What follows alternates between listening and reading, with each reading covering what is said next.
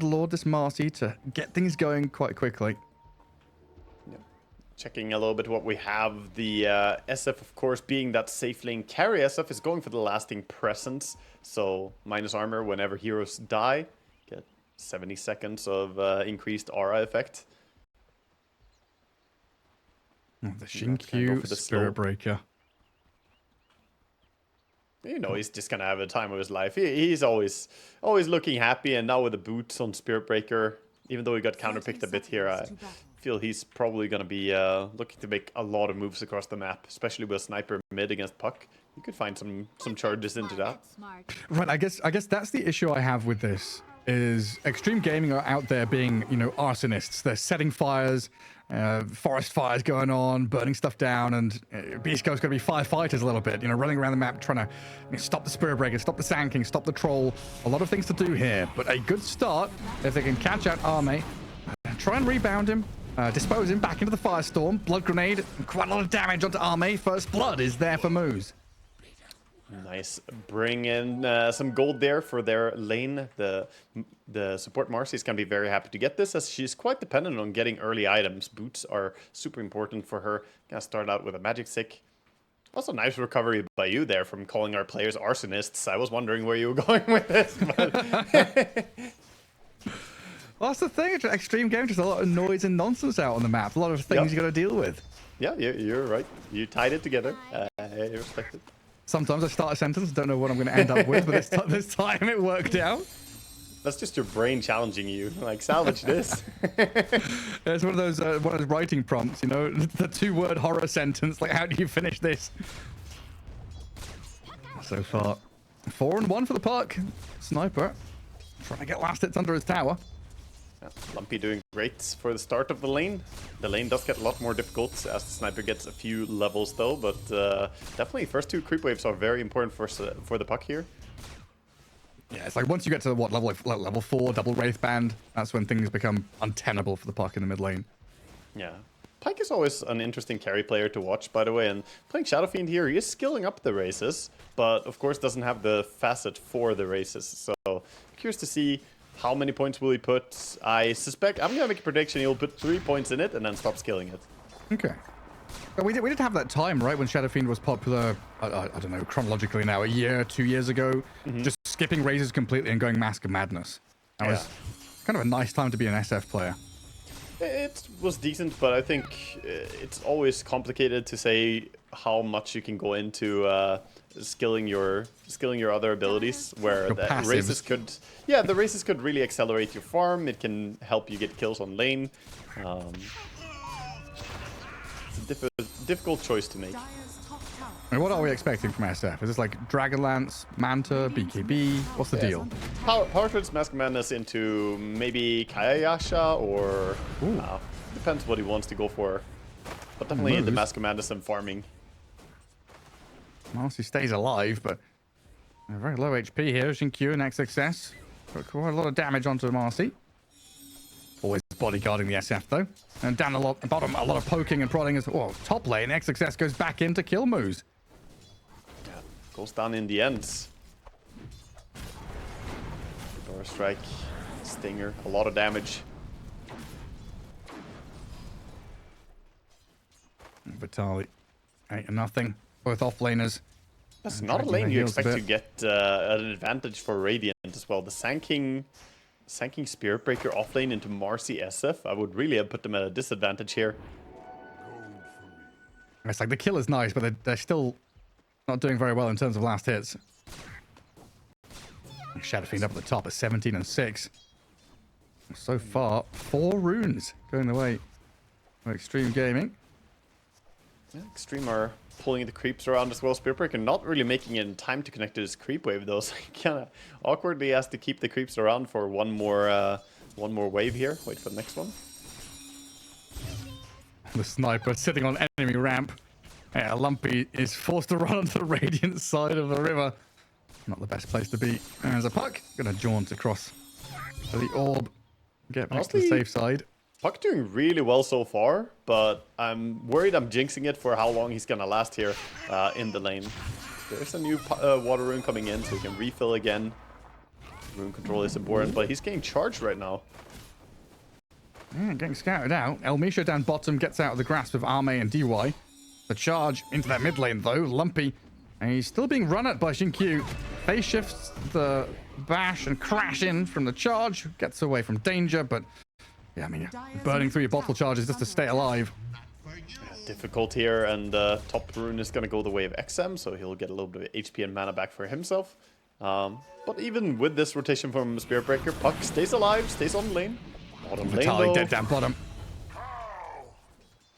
Yeah, this lane showing why we have been calling it a very strong lane. The Troll and the Jakiro. Great kill potential, good slows. Very hard for a slow, immobile hero like Underlord to stay alive here. It's like at this point, do you try and TP out? Just hope Jakiro doesn't have Ice Path. Hope the Troll doesn't stop you in your tracks. Nah, TPing out is worse than dying almost. Because if you TP out, then you're just gone from the lane forever. That's when you go jungle. Yeah. Screw it, I'm out of here. I've seen what happens when you leave Troll undisturbed and let him free farm. I don't think you want to do that to Ame, who's one of the gods of farming. That's very true. I don't want to give him any room. I'll come down here with moves. In onto Arme. I've killed him off once for first blood and a second time. I'll do the job down south. That's more like it shut down the Troll in the laning stage, and now Vitaly gets a bit of space. Got a kill there. Some time to farm up as well. In the meantime, XXS doing a very similar thing to what we saw Ace do previously. Dragging the wave around, trying to farm it in the jungle, but good move by Pyke there. Comes in, forces XXS to move a little further away. Sniper. But he comes in, yeah, to XM in the mid lane where they clear a large camp stack. Lumpy just being plinked away at non-stop. Level 5 Puck. We're about to get to 6 minutes in, and Sniper really has taken over this lane. Xinkyu going in here. He's having some fun over here. He's 1v3. I mean, 1v4 in a second. Sniper trying to assassinate El Misho, but not quite enough damage. Xinkyu, no charge. It's still on cooldown. That took 4 members to just kill the Spirit Breaker off, while the rest of Extreme pretty happy out in their lanes. Yeah, Sniper walking past the ward here as well as he went up, so everybody runs away. Sniper is gonna use his D-Rune though, farm up the stacked camp. God, look at DY. Level 4 Jakiro has a point in the Ice Path. Good damage onto Vitaly, but the assassinate. Oh, it is enough. DD makes the difference there. You're Does right. a lot of damage, of course. It's very nice because there's an auto attack tied into the assassinate, so D-Rune amplifies it a lot. Oh, there's a big snipe out there for XM. And Lumpy now booted out of the lane as well, trying to go and find the Sand King. XXS has been a bit of a pest there, dragging waves around, but he gets the read. Coil available. Yeah, coming down here. That's the coil onto DY, but Sniper stuck around.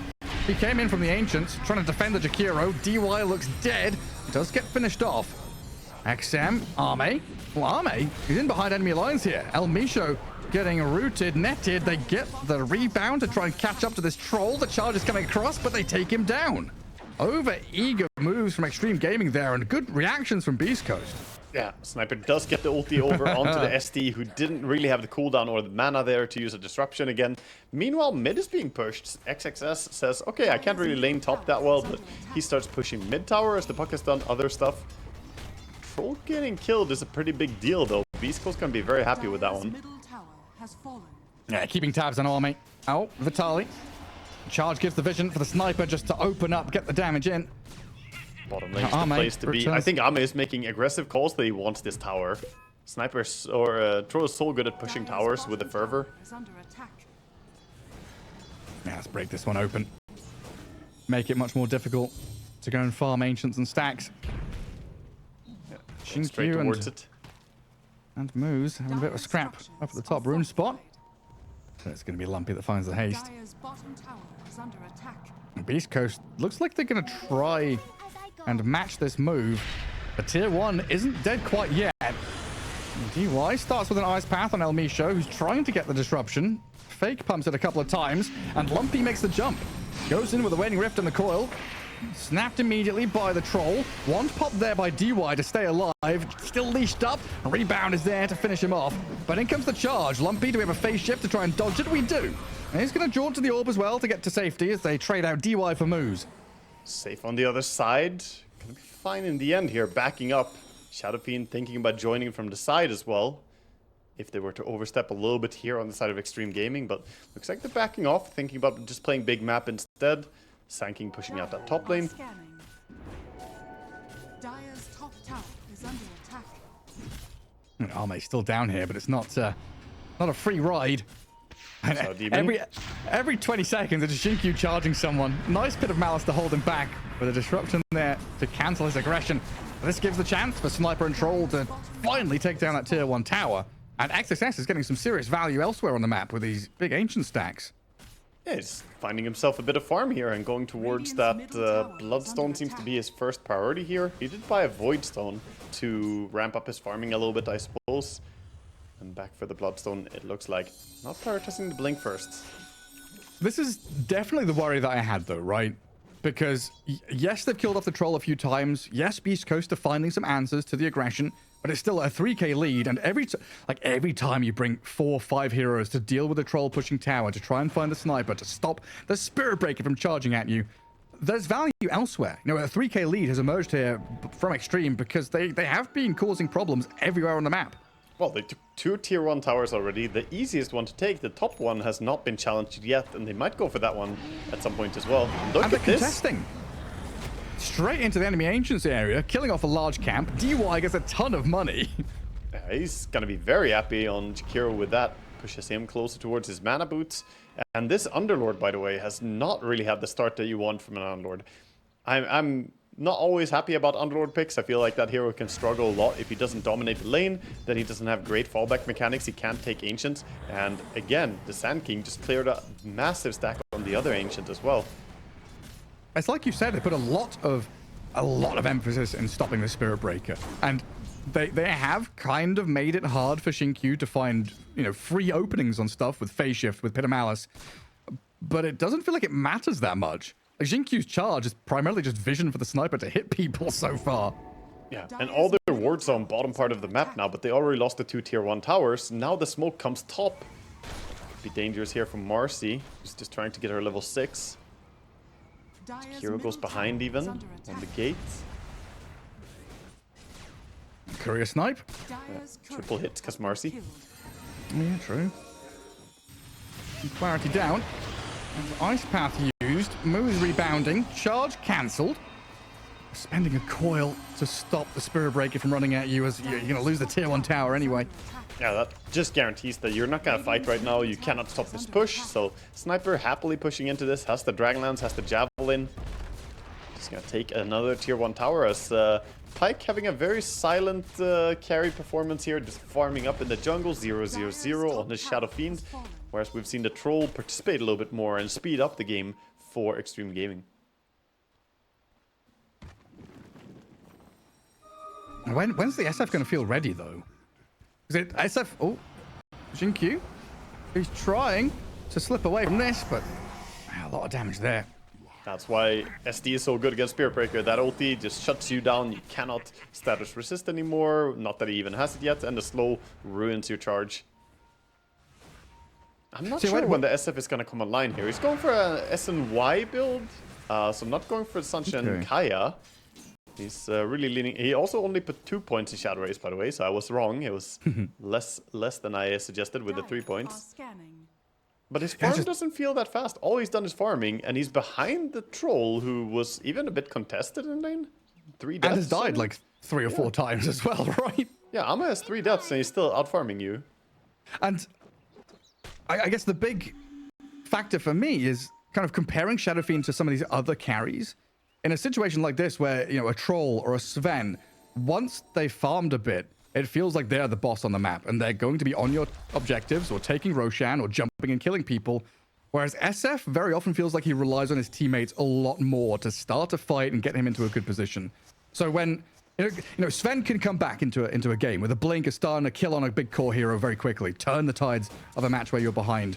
But Shadow Fiend, if the Puck and the Underlord here aren't having good times, you don't have these enablers to really unlock the Shadow Fiend's potential.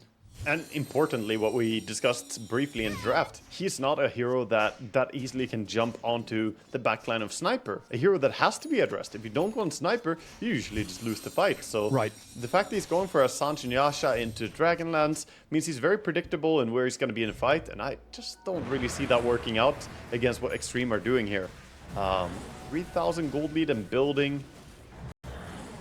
I think Beast Coast are going pretty quietly into this game, and I'm not sure it's favoring them at all. Yeah, it might be out with a bit of a whimper. But yeah, again, we touched on it in the draft, right? Static heroes, static SF, Shadow Demon, a fog hero. Marcy kind of waiting for her moment to jump in with an unleash. A good damage dealer from a pos 4, but definitely looking for this game to drag out a bit. As XM just peeps down on Misho. Quick and easy one over on the Shadow Demon.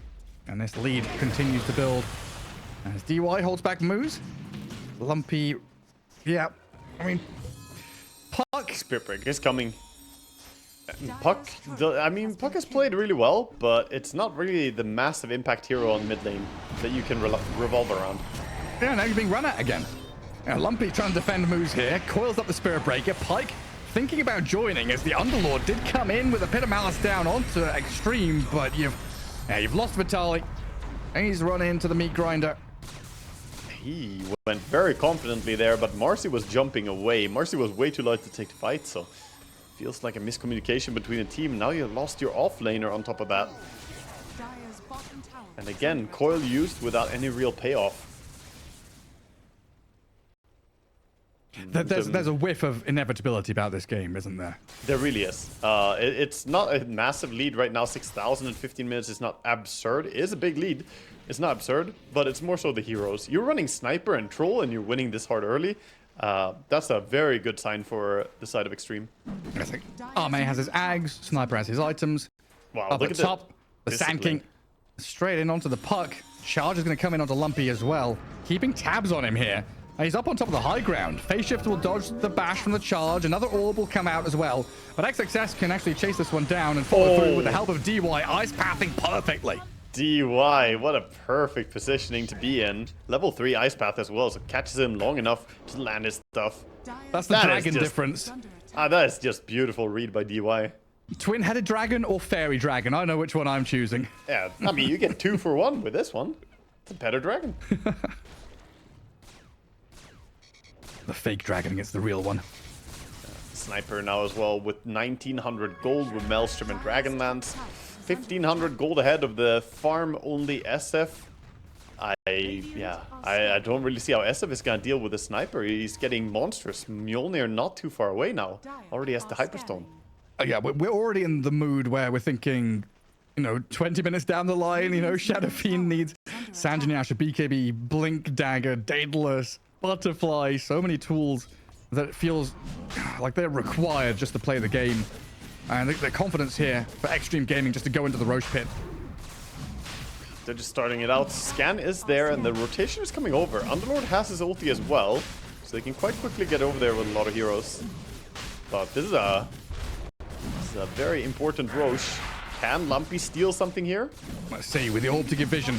Sees into the pit, Roshan is low. Rebound in with the dispose, but the Ice Path Macro Pyre. DY yet again, perfectly on the mark. Roshan snatched by XXS, killed by the Dire, but Lumpy trapped in the fire, burnt alive. As DY and XM get pushed around by the Requiem. It just doesn't seem like it's enough. Another Ice Path and the damage. Onslaught from XM and XXS. Take down another. And Spirit Breaker, meanwhile, finding a kill on the support as well here as he just manhandles the Shadow Demon. Hey, you're a counter to me, he says. Not when I have vision on you and can charge you out of nowhere. And a bunch of hits. Gets the bash proc as well. It's like Arme in this game role-playing Duraccio, right? He's like, I'm troll, sure, but I am the second carry in this. XM, you're the big boy. Yeah, XM is looking monstrous. It was at least nice that they got the Roche lasted on the side of Beast Coast. We can see the jump here, a little bit of a replay. Beautiful Ice Path macro combo. And of course, the troll dying without getting a chance to pick up the Aegis was also a nice break for Beast Coast, but it feels like it's not enough. They still lost the fight handedly in terms of kills, and the push is still mounting here by XM. Yeah, it's like there's your top net worth Shadow Fiend, and what did he do? He Requiemed, he tried to catch up with the Sniper. XM literally walked away. He got feared and he walked away. It just feels too slow. The safe lane SF is not really looking like he can outfarm this. Going for the 2-point Shadow Race, I think, is a mistake. I think Shadow Races are too strong to pass up on. I think the other facet would have been paying off more. Like, so far he has gotten no value at all out of this facet. It only gives you -2 extra minus armor when an enemy hero dies near you. He has 1 assist, so he has for 70 seconds had 2 more minus armor around him. That is it in this game that his facet has done. Yeah, very little. And right now, Mr. Lumpy trying to juke around in the trees away from Xinkyu and XXS. He'll orb across into the Radiant base and looks like he's safe for now. Xinkyu almost has a BKB. He's 900 gold away from a BKB. Of course he does. So usually we see Shadowblade being built first by Spirit Breakers, but he understands how this game is going to play out. He knows that he can't operate under the Pit of Malice, and he needs a way to be able to use his spells. Moves. Looks dead. DY with XXS. Very nice pairing. Like Sand King Jakiro, the amount of highlight reels we've seen over the past couple of days where it's just Burrow, Macropire, Ice Path, the chain stun combination with that magic damage, it's enough to bring anyone down. It really is. And they're going to bring down the hammer to bottom lane now. They are under a ward, of course, taking the outpost here away from Beast Coast, moving to start taking over Torment possibly as 20 minutes is popping in now. First they need to get rid of this Shadow Fiend and Shadow Demon, the Shadow Infestation on bottom. I just turned daytime, so a bit of light to the darkness here for Extreme Gaming. And Pyke, yeah, we're just relegating himself to farming bottom jungle, but there is a Radiant Obs ward there that can spot him in a moment. As it looks like the focus moves up towards Lumpy. He's going to move forward. This ward will spot him. This is a beautiful preparation ward. They're going to ping him now. We see 3 pings coming out immediately. They're like, he's here! This is usually what I call Vinland when you're in a losing game. You try and farm here. He does TP out quickly, though. Oh. Because the XXS there, taking a moment just to consider his options. Maybe if he'd immediately TP'd, the Sand King would have found the catch with his blink. But he was waiting for Wisdom Rune to spawn. They scanned the Tormentor to see if Beast Coast were taking it. And of course, it's 10 seconds away from Wisdom Rune spawning. Extreme Gaming are actually in position here to contest this as well. Sand King is going in for sure. He has the Aegis, he has the Blink, Bloodstone. Nobody wants to fight up against him. Puck has a nice timing with the DD Rune and the smoke here. Could look to find something. No BKB yet on Spearbreaker. It's just a matter of who do you kill? You know, you coil, you've got a DD, you kill a Spirit Breaker. And then what's the next step? You hold high ground and hope Extreme Gaming mess up? Yeah, it doesn't look like they can fight into this. Rooted, but he throws his spells in onto Vitali here as he's Burrow Strike under the Sandstorm, and this damage. Troll and Sniper from range just pummeling into the Underlord. Vitali has no safety, no one to buy time for him. Disruption is there on the left-hand side to maybe try and save El Nicho. He disrupted himself, but dies anyway. And Pyke is being jumped and run at by a Sand King. Yeah, straight towards the Tormentor as well. Sniper never under any threat in that fight, and that's the key thing. You can look at these fights and just say, is Sniper able to shoot? Okay, then they're probably gonna win on Extreme Gaming. It's as simple as that. This is a Mjolnir Sniper with Shard. He is very, very, very important to focus here. It was a genius pick, wasn't it? Yeah, I think it was the perfect last pick. They saw the puck and they had a minute to react. They had options to weigh. They could consider a TA, could consider a Sniper, and as a fellow level 30 Sniper picker myself, I must say this is a beautiful game for Sniper. Brother. You don't have to out yourself like that on stream. Hoo-hoo, haha. Okay. Oh, yeah. That is At least you're not level 30 techies or anything like that, huh? No, but I have Arcord in there soon. Oh my god, who are you? Oh. It's the good heroes, the beautiful ones.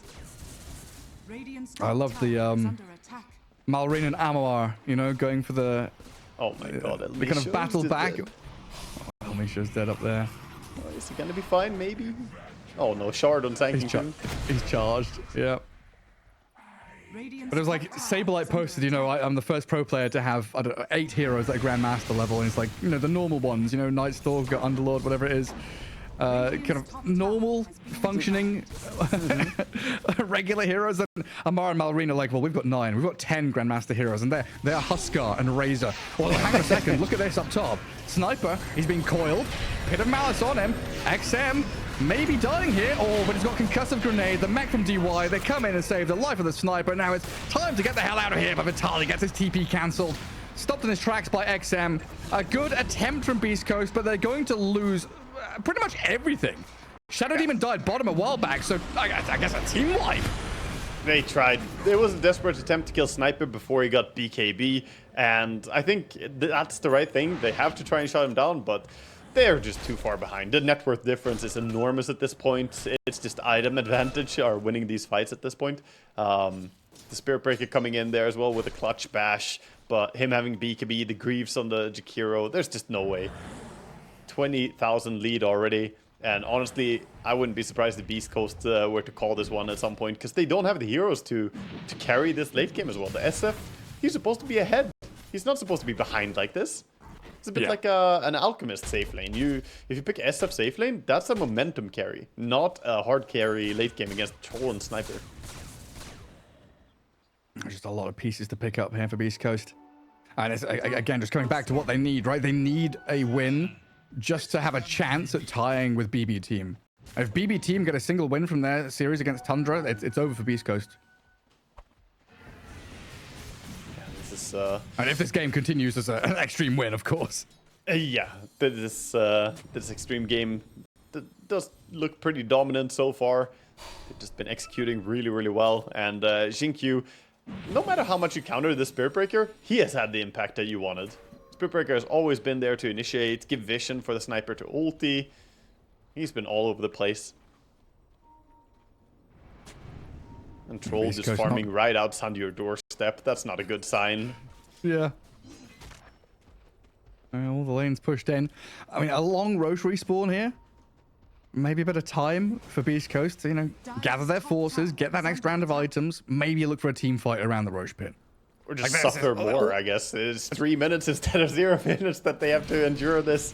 That's the way that I see it at this point. Yeah, I guess. Let's see what items they have coming up, though. What they could possibly work towards. The Shadow Fiend does have the full SNY Chrysalis, Mask of Madness. He's building towards Dragonlance next, so no massive impact item, but he's trying to build so he can actually stand and deal his right-click damage. Puck is gonna die here, I think, as the Spirit Breaker is also on the way. In comes the cavalry. And they keep vision on Lumpy. Phase shift is ready again with a nice coil. Lumpy, he's dragging them around, buying a bit of time for himself. Blink on cooldown for 5 seconds makes this a little challenging, though, as he's burrow struck and slain by XXS. Why wouldn't he first hit Bastion? That's Spirit Breaker for you. You juke as well as you can, but it doesn't matter. Goes down in the end, and bottom lane's being stabilized here. Denied by Xinkyu on the tower. And Misho being sneaky here, wrapping around. I think that Ame has a good read that is around here, but doesn't find his exact location. Yeah, where is this pesky Shadow Demon? BKB, this is the thing though, right? BKBs are here for extreme. Sand King, Sniper have theirs. So even if you do get a catch on them, they can just, you know, pop BKB, stand there and do whatever the hell they want. Quadruple Black King bar. DY, where's yours? Get with the script. No. DY is trying to become Vitaly's clone here. He's buying Greaves. He's going for Pipe next. He's pretending to be an offlaner on his Jakira here. Just buy the support stuff to become strong in team fights, mitigate all the damage output. Radiant are scanning. There's something to be said about the Crimson Guard that's coming in for Underlord soon. It will mitigate a lot of damage against the fast attacks of the Troll and the Sniper. I'm not sure they have enough damage themselves to really make something happen with that, but he will be blocking out a ton. I was waiting for the but there. Yeah, it's like a silver lining, but I'm not sure it's the impact that turns a game around. It's like, it will do something, but will it be enough? They need something from Puck or SF. That's all it comes down to. Your Post 1 and Post 2 are just not strong enough in this game. Puck is struggling, and the Shadow Fiend still has not had any real impact this game. Yeah, then also the fact that, like, quite often it still feels like Marcy is picked as a backup carry. doesn't get to go phase boost BKB this game, though. Like, Moose has had to go support items, isn't able to scale, so you don't have that big rebound unleash that Marcy can often provide. He is duking around here, buying a bit of time, but when XM arrives, it is lights out for Marcy. Yeah, lights out and lights in as the laser gun starts shooting away at this Ancients here. He's going to work towards some more items. Already has the quiver on Sniper. Fantastic find for him. Radiant And Roshan is up.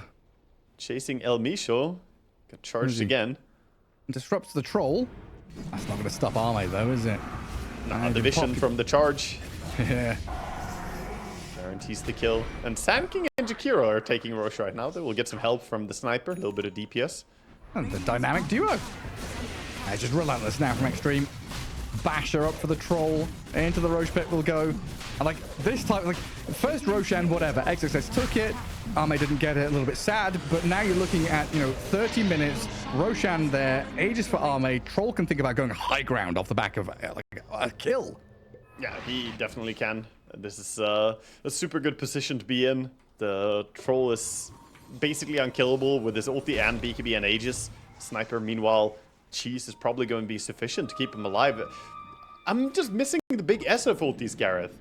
The big Kaya Yasha ultis that kill people, the races that do 1,000,000 damage. Oh, the SF that has Blink that could jump on the Sniper? Yeah, those things. Yeah, I feel you.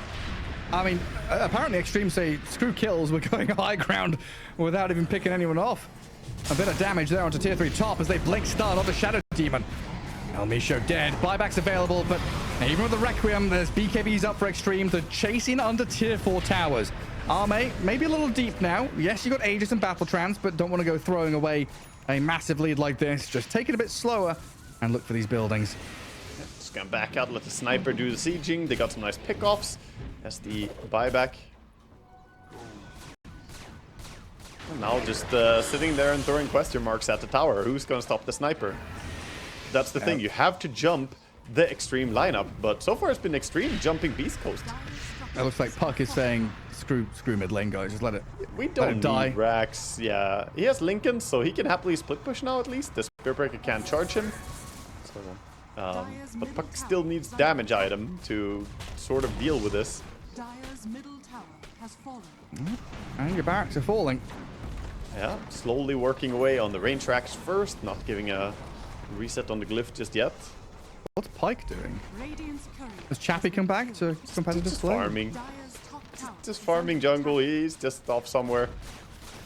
I'm just hiding in the trees, kills off one small wild wing and then runs away. Spirit Breaker charging back up to top. Puck gonna have to come back to the base here as we see a butterfly on Sniper. 31 minutes in, good luck fighting him. Oh, the Ice the Path. Puck gets caught out. Ice Path is there. Lumpy and Pike struggling to do anything as they're just being plinked away at by the Sniper. Shadow Fiend and Puck both dead for a minute. And that's got to be it now. Vitali trying to Ogre Seal, Totem back to Fountain, but they know this inevitability has been building for the entire game. Like, this was 31 minutes of Extreme Gaming just winning from draft to finish. Yeah, I called it when I saw the drafts. This is Extreme Gaming winning game 1, and I think he's bad. I think Lion sucks in this patch. I don't really see him being worth picking at all. I may sound like a hater, but the stats back it up as well. He Heroes feeds. Only 30% win rate, 33% win rate so far. Played 9 times, won 3 of those. Yeah, I don't know. To me, in a patch where everyone is trying to be tanky, picking a squishy Lion support who wants to burst generally squishy heroes goes against the grain. Now, granted, having- PA and Queen, they're a little bit more burstable, perhaps. Yeah, maybe. I could find some openings. And it's also the fact that Lion has felt like a hero that never comes back in games. Like, if you're ahead, similar to old Disruptor, if you're ahead and you're chasing, it feels good. If you're behind, you don't farm as Lion. You don't find solo pickoffs because, like you're saying, everyone's so tanky. You are just kind of dead weight as a Lion, waiting for something to happen. And that's not what you want. Whereas, ET stacking, Nyx scouting, hunting for people, making the map a little bit wider for you to play into. And Lion can struggle to do any of these things. They do get some good stuns onto Arme to start off this bottom lane. Drop him down to like 60% HP, but look at DY come back in with the punches. Yeah, not committing a blood grenade for this. Don't want to chase for more. But still a good start for them. They get 3 runes on the side of Beast Coast. So they have the gold advantage from the start. They almost got 4 runes. Clockwork didn't manage to secure the rune against the Queen of Pain. But all the other runes were claimed by them. Mid lane, Queen of Pain with a scream first up. Gets the first last hit. Yeah. Overall, difficult to trade hits against a Rubik though. Rubik has really nice last hit damage as well. So expect him to be coming out ahead a little bit here on the mid lane. And Rubik, we've seen a bit of this mid lane Rubik. Kind of phylactery, buy initiation items. What about Queen of Pain? What does she buy nowadays? Dagon. Dagon is the most common item. Ooh, cool. First item, Dagon with power treads, null. And look at mid. Lumpy is just bullying the queen right now. This is huge. He's destroying her. Yeah, no entry. Can't get to the creep wave. Deny a bunch of these creeps, fade bolt her and keep her back. And XM's still a little distant from his bottle as well.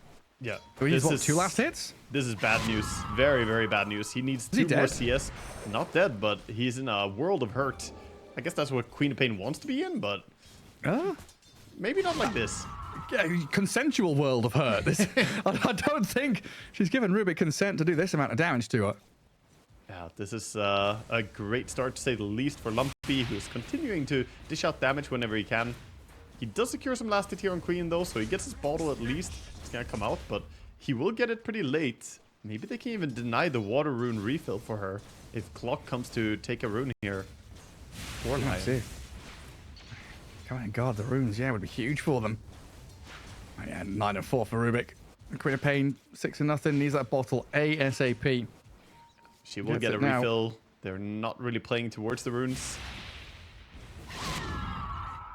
Yeah, looks like she will. So at least something going XM's way. Yeah, very well done. Early days here from the Rubik. And of course, it's not all about the mid lane. We've got these 2 side lanes going on as well. We're PA currently up at the top in terms of last hits. Sand King and Darkseer a little bit behind, but still finding some room of their own. Yeah, I think that PA is very hard here to shut down with the Stifling Dagger, can continuously farm, and DY doing a good job keeping his small camp here, able to pull and secure the PA farm under tower. And I guess up at top, when you've got a Nyx by your side, just don't Iron Shell creeps. You just Iron Shell yourself and the Nyx assassin, right? Yeah, most likely against the Clinks. Don't want to take the risk that he just gets rid of the creep. As long as the Nyx can play around you. Lotus spawning here. Nyx gonna grab one of them. Moves. And Clockwork trying to find his way into this lane. Oh, man, every time we look mid, XM is stepping back under his tower, taking hits. Lumpy on the very outskirts of the tower range there, getting some good harassment in. And up at top, they do get a good stun onto Moose, but the Clockwork able to repurpose himself, move away. As the Queen of Pain in the mid lane, blinking out of the range of Lumpy, who just keeps laying it on him. Yeah, I mean, this top lane is going better than expected for XXS on his Darkseer. The fact that he's getting a lot of CS here, they've done a good job of farming no matter the Clink's counter.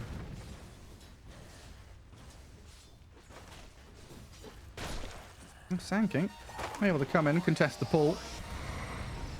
Courier's coming across as well. Gotta be careful with that DY.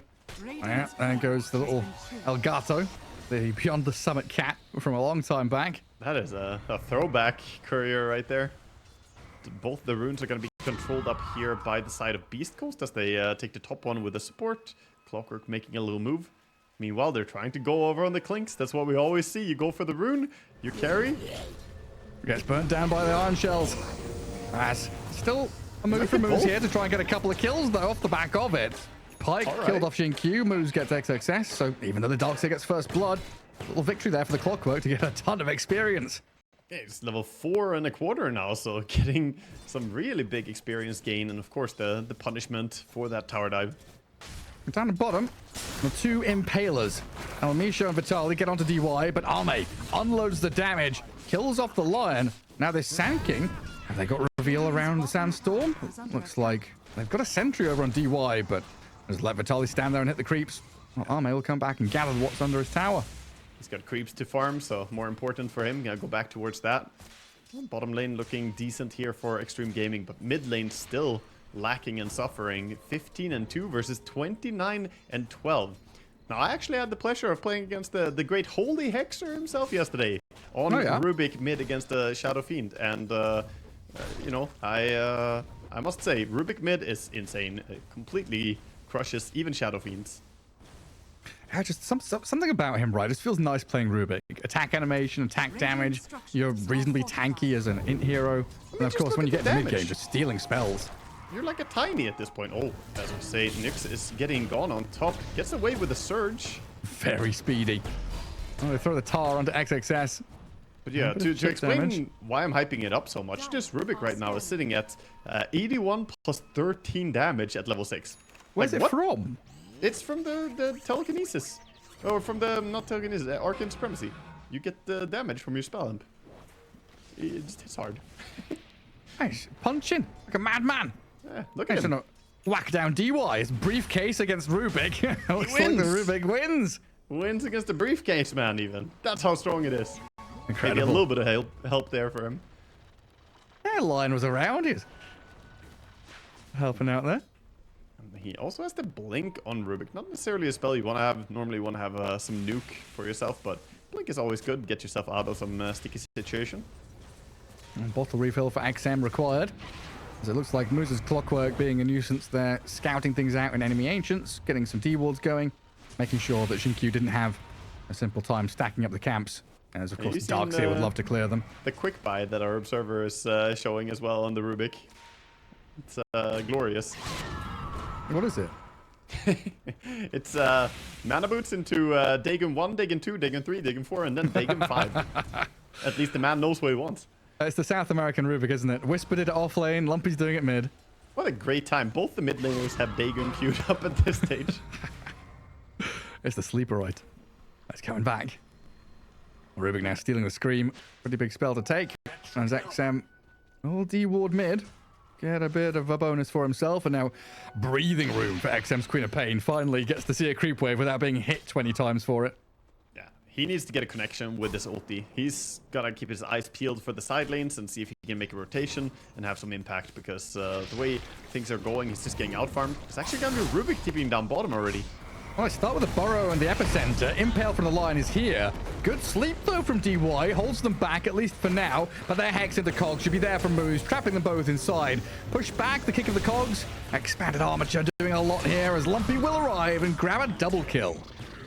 Takes both those kills. Meanwhile, Pyke has to play safe top, but he is doing so on the Clinks. Making sure not to get ganked as the Queen of Pain was looking towards making a rotation top. Not gonna get anything, though, while the Rubik having the huge impact now swinging top. All right, XXS and Xinkyu, they pinged the Clinks knowing he was there. Maybe not expecting, though, this move to come in. The hook shot arrives, the Clockwork already level 6, but XM with that Sonic Wave clears out Pyke. Turnaround stun again from Lumpy and Elmisho. A double kill for the Rubik in a chaotic team fight. Going 2 for 2, but honestly, the big winner out of that feels like XM. Yeah, XM needed this. Rubik, yes, he got even more kills, so he now killed 4 heroes within 1 minute. Lumpy just all over the place in this game, so his momentum is not slowing down, but Queen getting something on the board was very important for her to post some impact in this game. Net worth looking pretty poor, needs some way to catch up. Rubik, by the way, still has the Impale now after that. Good job stealing a nice disable there. Yeah, I was struggling to keep up with all these impales and stuns. Like, there's Nyx and Lion, there's Sand King, there's so many bugs in Burrow Strikes and impales. Vitaly is also feeling the pain down at bottom. Sentry's there, but the stuns, look at them! Out of the ground, the spikes, so painful for Extreme Gaming. Enormous impact here from this mid lane already. The Lumpy Rubik. Lion gets the stun. Is it Earth Spike from Lion? Is it Impale? We'll never know. They're all the same spell. Yeah. Do you want to get impaled 3 times here as the gang comes in? Even the Finger of Death securing the kill there as well. Getting himself 1 stack on board. Right, yeah. Massive laning stage into early game victory here. 4 to 10 with beastcoast leading 4k net worth. Tier 1 tower going to die. And it's just, yeah, the tournament life on the line, of course. They're starting to feel it now, bringing some tempo finally to this series as they just flopped out in game 1. Finally, we get to see them just playing like nothing is holding them back. And that's what I love about South American teams. Very often, they are not going to go quietly out of the tournament. They are going to fight, you know, tooth and nail, bring out some crazy picks here. You were asking before the game 2 started, what are they going to do? Are they going to go standard or will they go for something wild? It's going to be wild, but it's also working out really well for them. Damn it, you can't just, you know, fizzle out, walk into the sunset with a whimper. You've got to put up a fight here. Damage dealt. Look at that. Can we bring that back again? 7.2k for the Rubik. By far the most damage dealt. Lumpy posting some big numbers. And he's moving around with El Micho now as well. Yeah, crazy stuff. Not going for a phylactery as well, but going for that Dagon means that he will have even more immediate burst when he wants to kill someone. And also getting that spell lifesteal, not a bad deal on Rubik.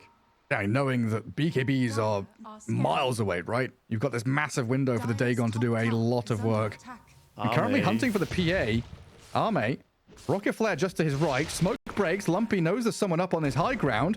And the stun into the fog. He just connected it onto him.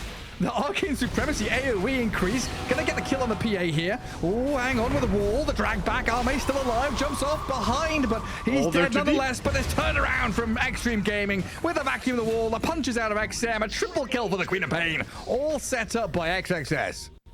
That is beautiful right there. The Darkseer impact coming in. Beautiful vacuum wall combination. Even with the stolen wall, doesn't really matter. A tough spot to fight into, and the Queen ulti just laying into everybody there. We can see the damage dealt by Queen.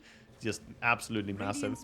The Rubik did purchase out the Dagon now, though, so he has that at least. We see a replay quickly for what happened. Look at the reaction. Just imagine being Arme there. Like, you walk through fog. Like, on my screen, that Rubik's Impale didn't even hit him, but somehow lands. Then he gets burst struck, lion stunned. The PA is like up in the air, down on the ground, getting stunned over and over again. In the Ancients, though, Radiant side, next Assassin being punched around by Moose and El Micho as Beast Coast bring 4 heroes here, fingering down XXS as well. Big kills again as Beast Coast bite back. Gonna go towards mid after this as well. Maybe thinking towards the tower, and Pyke gonna keep working on the top tower with his Clinks. Of course, not all spells get visually bigger from the Arcane Supremacy, so it's a little bit weird. Some spells do get bigger, like Remnants, for instance, all get visually bigger. But yeah, the Impale, it will connect awkwardly. I mean, Impale's always been one of those spells, right? Like Earth Spike, Impale, where there's the like additional 50 range or whatever on the tail end. Like you ground cast it and you can get that extra bit of stun. Yeah, especially for Lion, his cast range versus his actual range is very different. And that Rubik just adds another layer to it.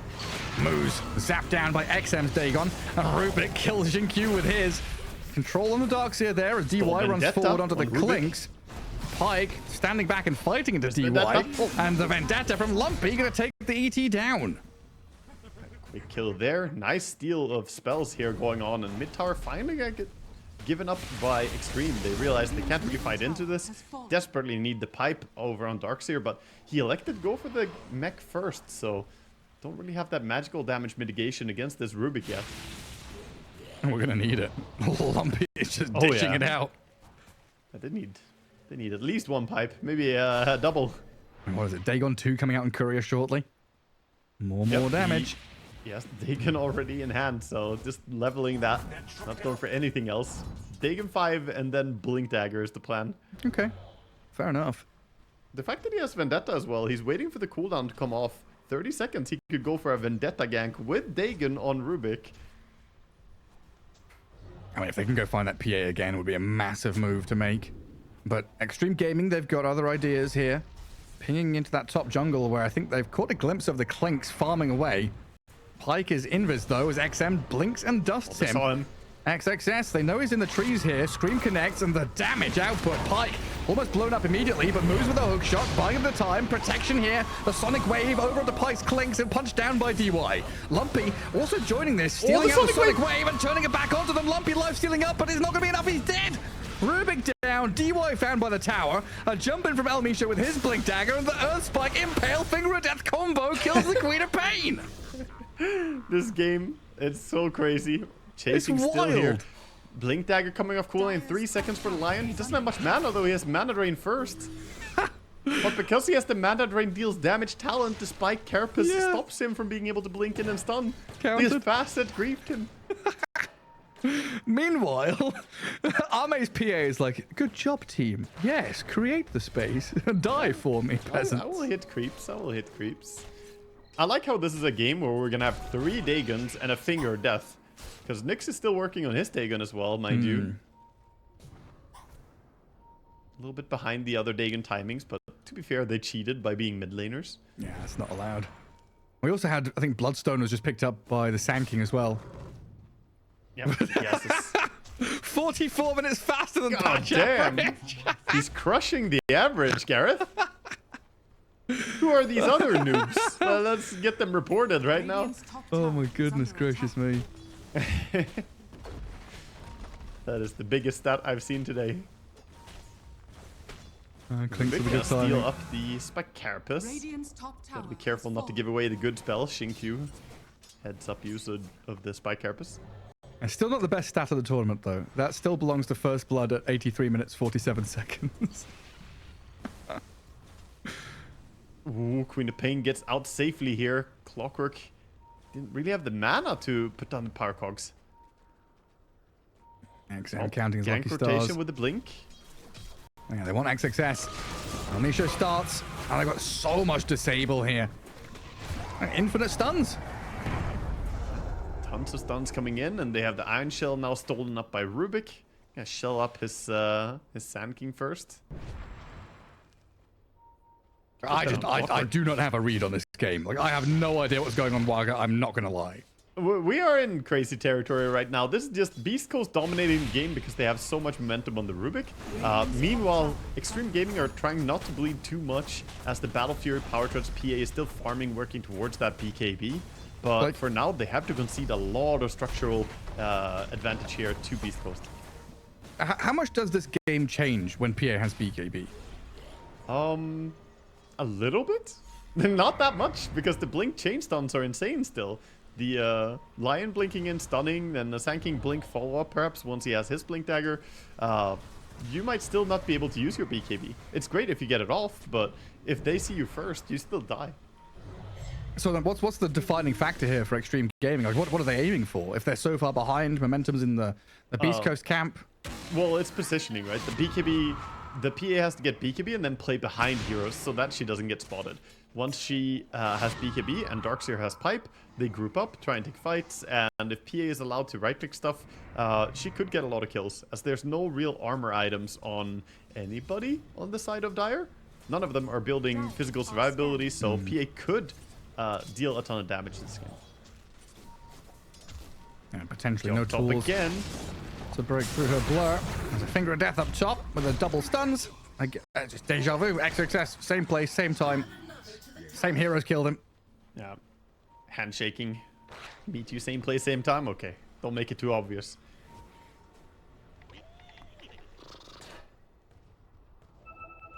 Extreme Gaming playing down bottom. Radiant are scanning. Trying to play around the Shinkyu Vendetta as he moves Radiant's forward top scouting. tower is under Dagon attack. number 3 is here. He's gonna go with it. Straight onto moves. Double Dagon. Down he goes before they even land the dagger of the PA. Mind Lumpy, Flare though. he's What hasted. can he do? He's lifting up this Nyx Assassin. No Oh, carapace. order. And Shinkyu, trying to dodge the stuns. Both of them landing into the ground, though, at multiple angles. Finds the kill on the Nyx. Yeah, Hastern really good for chasing like that, and of course Extreme don't really want to take a big fight after using the Nyx ulti already. Can't keep fighting. Gotta be careful about the order of operations on the Mind Flare though. After the Dagon, it does so much more damage. Radiant's middle tower is under attack. Also nice to see there. We had the stats up. A 6k lead overall by Beast Coast and a 5k difference in itemization. So there's not a lot of wasted gold. Beast Coast are investing all their money into items they can use right now. Glimmer Cape on the Clockwork, Blink on the Sand King, a bit of vision here with a Rocket Flare onto the ET.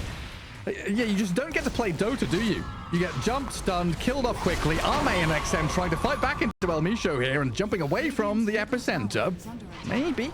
If they can get XXS into action, a move from Shinkyu, landing the stun on the Sand King. A big kill to take if they can find it, and they're looking for a bigger vacuum wall, dragging back Pike, but the Sonic Wave pushback. Oh, this Rubik Just carving them in twain with a Dagon to zap down Army. X successes Vendetta on the stolen as route. well. Man, Lumpy.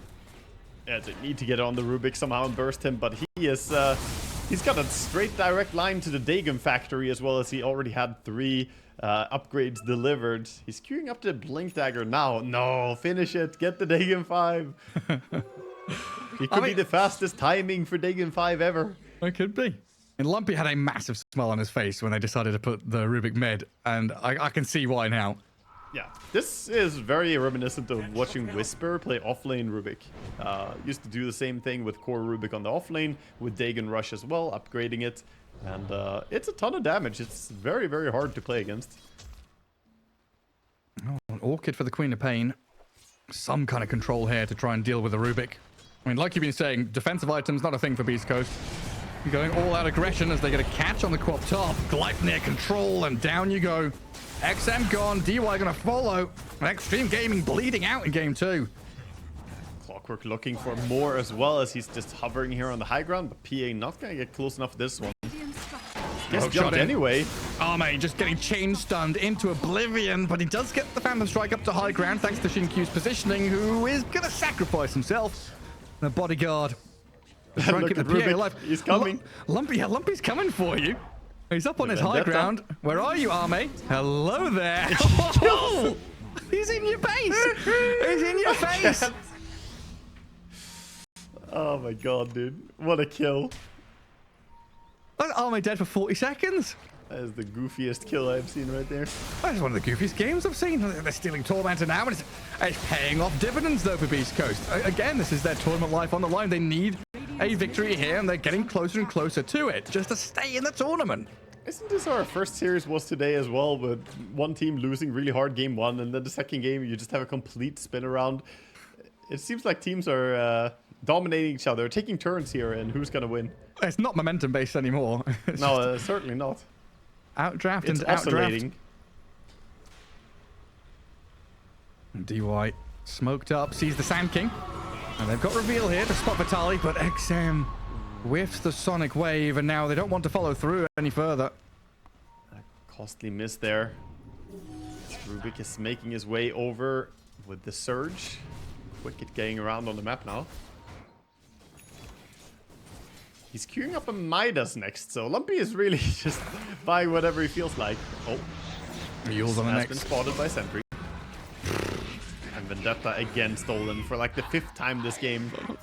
The Rubik Vendetta is coming. Lumpy, lumpy, lumpy, lumpy. Lumpy. He's gonna step onto this Sentry though. Lumpy. Almost got around. Oh my god, look how he's going. Lumpy. Lumpy, lumpy, lumpy, no, lumpy, he's lumpy, spotted. lumpy, lumpy, lumpy, lumpy. He's coming for you.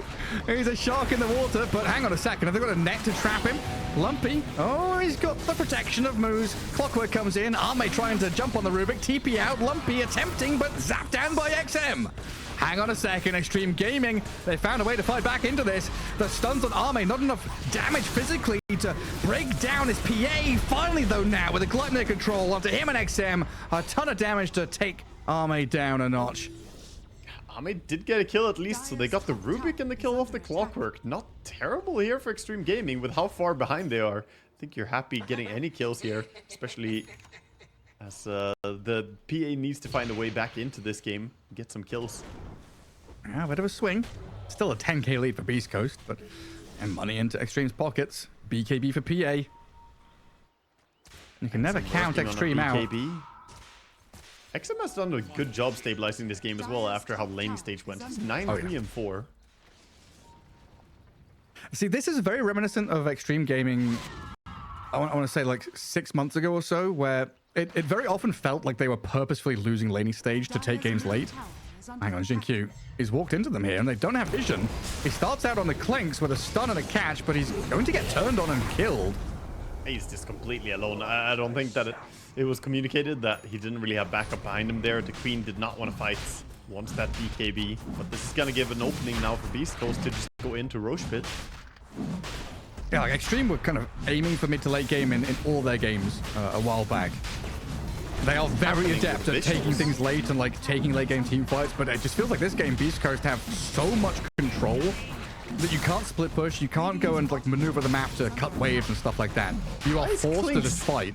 Scatter blasting on every single auto attack right now. What is going on? You seeing these?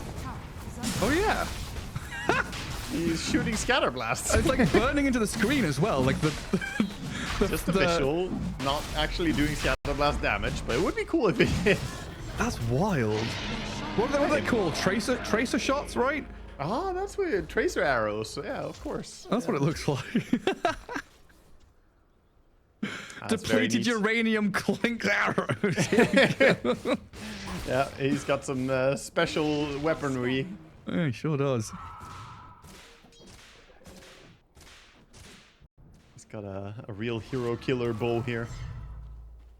He's got Aegis in hand as well. The PA is working on Sanch and Yasha in this game. Oh, Lumpy. Queen gets out safely. Didn't even use the BKB. Didn't have it. I think she just had it delivered Oh, now. yeah, Huh? she got it in the base, right? But it was also Lumpy blinked over her. If he had just continued walking, he would have walked, like, bumped into her directly. Oh, Nyx Assassin. PA, BKB's up.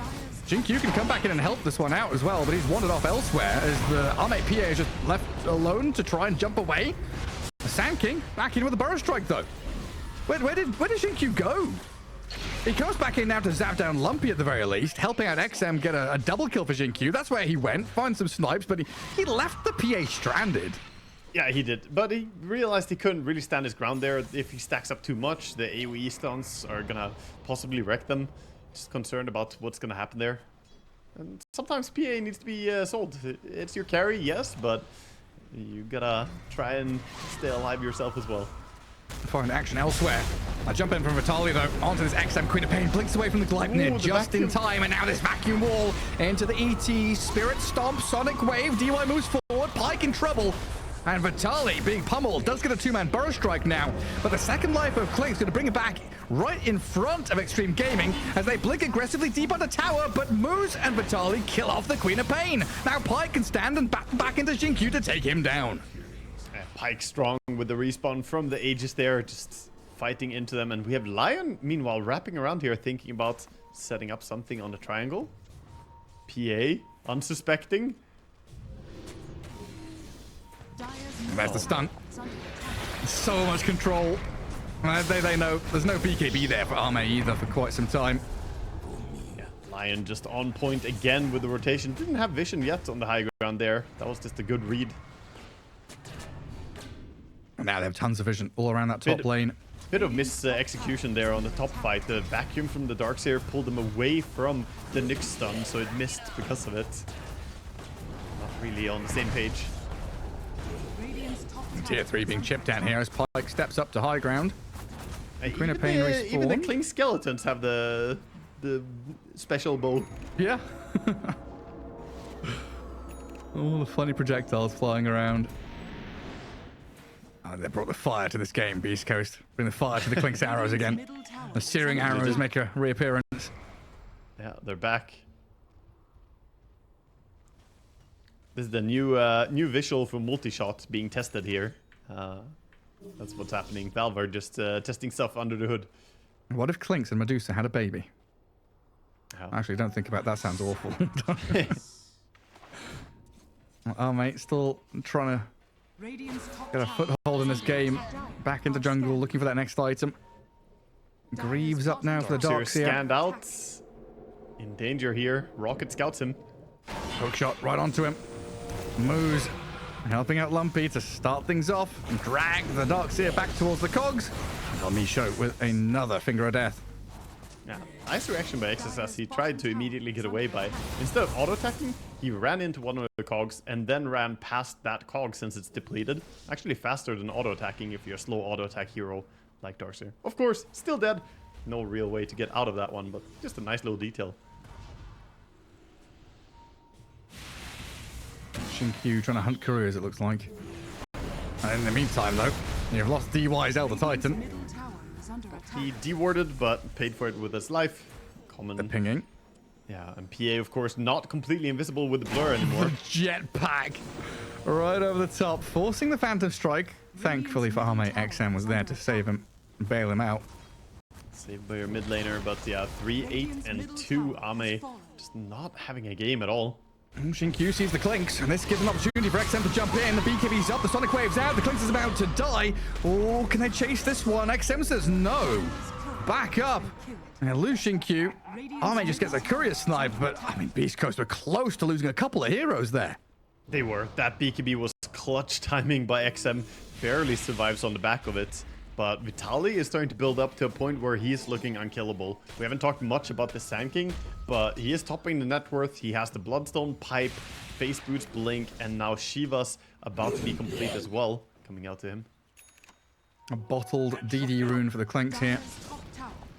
Pass the bottle on, let him have that. Rubik doesn't need it anymore. Radiant's bottom tower is under attack. Still feels like a bit of an awkward time, though, without Aegis to go high ground. You know, Beast Coast lineup very good at picking, getting fights, scouting people, blowing them up. But if your Clinks doesn't have Aegis, he is still pretty susceptible just to being destroyed on the doorstep of the base. Even tier 2 looks like they want to defend it here. Extreme Gaming. Scouting with the ET Spirit. Bring numbers think down. Better of it. Beast Coast gonna back out.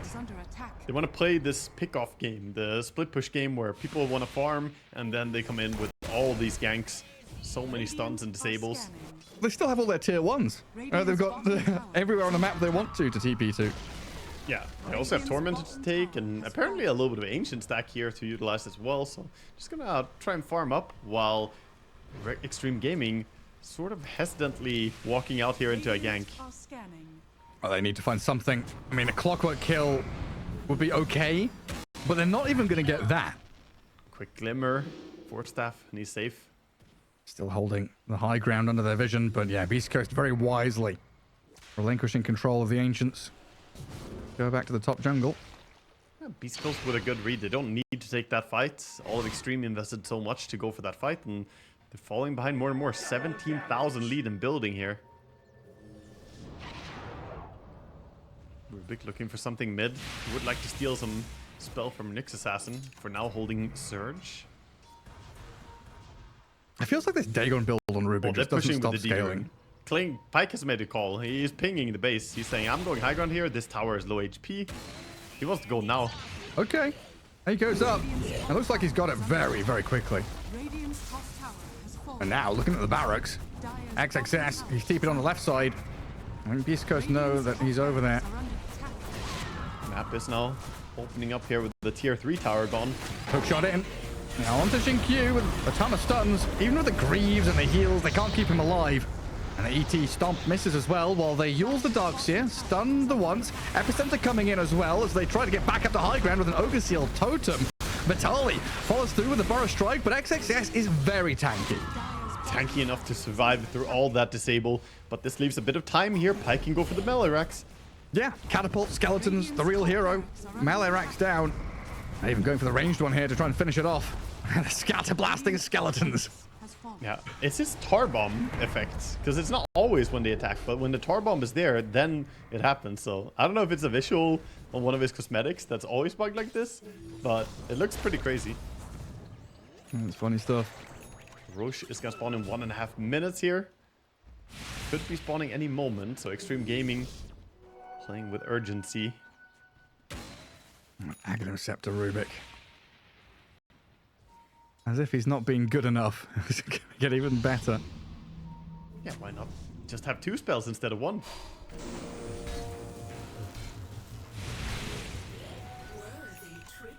Well, they fall back. Tormented time, you mentioned a couple of minutes ago. Lots of resources here on the map for Beast Coast to gather. And they got a lane of barracks. There's no rush in them needing to go high ground again. Yeah, they've been so forward that they haven't actually played to take their Tormentor that much here, but they get it. Lion has his shard now. Roshan's coming up pretty shortly, though. I was a minute away from nighttime. About a minute away for Roshan. He's going to spawn. Scouting. Smoke here. The Fade Bolts reveals that they're down here. Extreme Gaming holding high ground. Darkseer TPing to join. I don't know, is this a wraparound from Beast Coast, or are they just pushing the wave and going high ground? Like, okay, Extreme, you're thinking about Roshan, we're just going to take control of the entire map. Yeah, both teams are wrapping around each other here. Dire's middle They've tower swapped is positions, under Gareth. Yeah, just ring around the rosy.